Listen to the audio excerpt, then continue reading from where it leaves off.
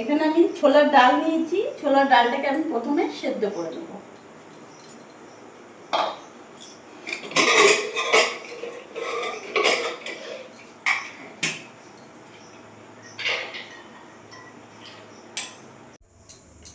লবণ দিয়ে দিলাম, হলুদ গুঁড়ো দিয়ে দিলাম, জল দিয়ে দেবো।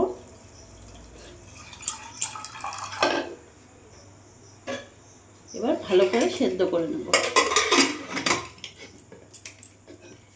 প্রেসার কুকারে দিয়ে দিলাম, গ্যাসটা অফ করে দেবো, অন করে দিলাম।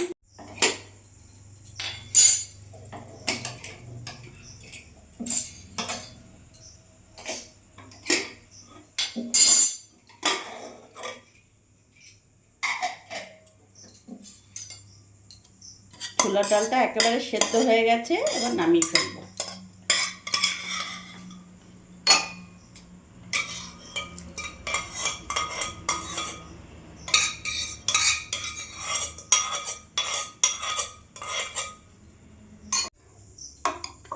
দেখতে পাচ্ছ কত সুন্দর করে ডালটা সেদ্ধ হয়েছে।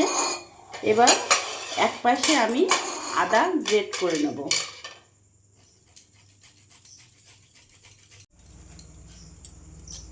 আর লাগবে না, এটাতেই আমার হয়ে যাবে।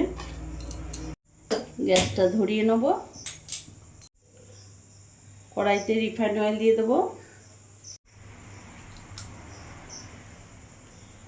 তেল গরম হয়ে গেছে, এখানে আমি হিং দিয়ে দিলাম 1 চামচের মতো,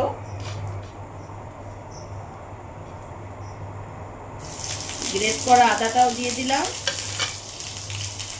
আর এখানে কাঁচা লঙ্কা কুচি দিয়ে দিলাম।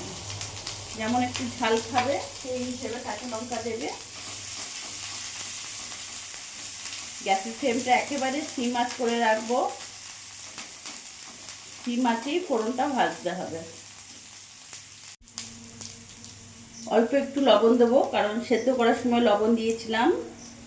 অল্প একটু হলুদ গুঁড়ো দিলাম, আর লঙ্কাগুলো অল্প একটু লঙ্কা গুঁড়ো দিলাম।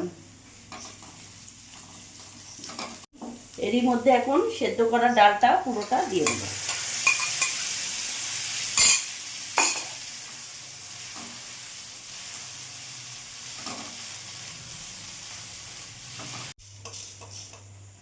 এরই মধ্যে 1/2 চামচ চিনি দিয়ে দিলাম।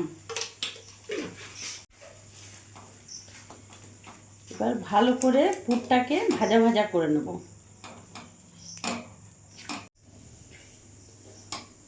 পুরটা পুরো 5-10 মিনিট আমি ভাজা ভাজা করলাম। যখন দেখবে এরকম গুটিয়ে যাচ্ছে, তখন জানবে পুরটা হয়ে গেছে। এটা ঠান্ডা হয়ে যাবে, তারপরে বানাবো। এবার গ্যাসটা আমি অফ করে দেবো। গ্যাস অফ করে দিলাম। এবার পুরটা আমি ঠান্ডা করতে দিয়ে দেবো।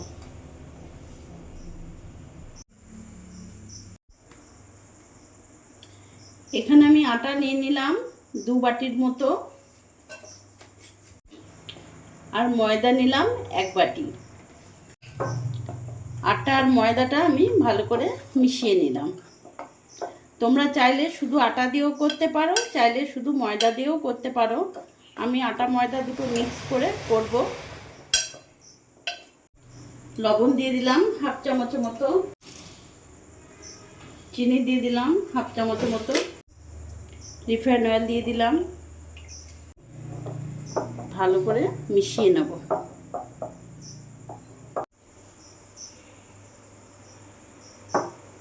যখন দেখবে এরকম ডাব হয়ে যাচ্ছে, তখন বুঝবে যে ময়ানটা ভালো হয়েছে। এবার অল্প অল্প জল দিয়ে ভালো একটা ডো তৈরি করব। খুব নরমও করব না, আর খুব শক্তও করব না।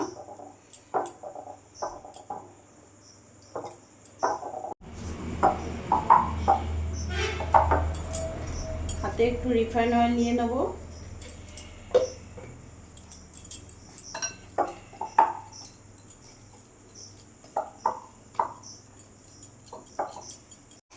এখন ঢাকা দিয়ে কিছুক্ষণ রেখে দেবো, 10 মিনিটের মতো। গ্যাসটা ধরিয়ে নেব, কড়াইতে তেল দিয়ে দেবো।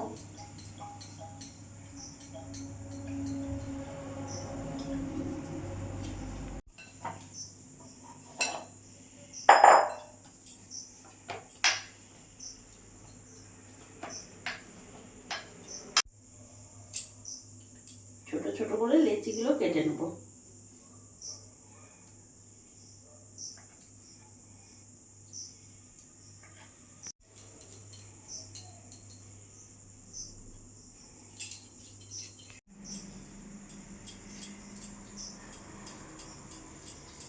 এইভাবে গোল গোল বাটি আকারের করে পুরটা ভরে নেব। এখানে যে ছোলার পুরটা করেছি, পুরটা দিয়ে দেবো।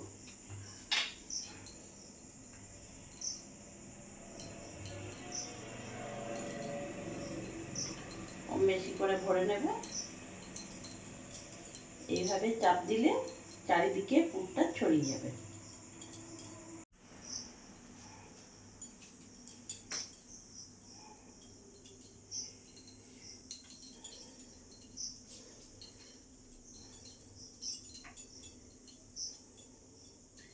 এইভাবে করে প্রত্যেকটা পুর আমি ভরে নিয়েছি। এবার একটা একটা করে বেলে নেব।